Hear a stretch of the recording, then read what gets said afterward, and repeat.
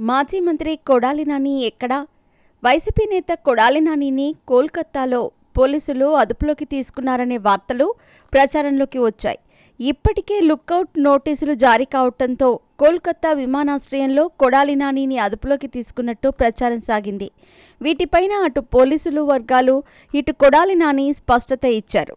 దీంతో కొడాలి నాని గురించి సోషల్ మీడియాలో జరుగుతున్న ప్రచారంపైన స్పష్టత వచ్చింది. కొడాలి నానిని అదుపులోకి తీసుకున్నారన్న ప్రచారం వేళ పోలీసు వర్గాలు స్పష్టతనిచ్చాయి.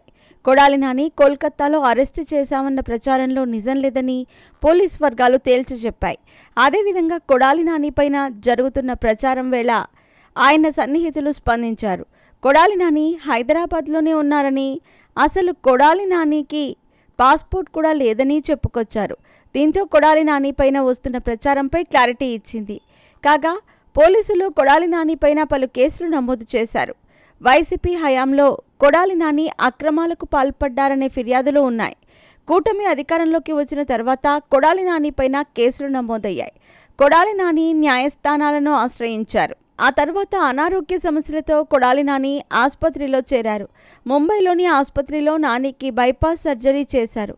క్రమేణా కోలుకుంటున్న కొడాలి నాని కొద్ది రోజులుగా తిరిగి వ్యక్తిగత కార్యక్రమాలకు హాజరవుతున్నారు.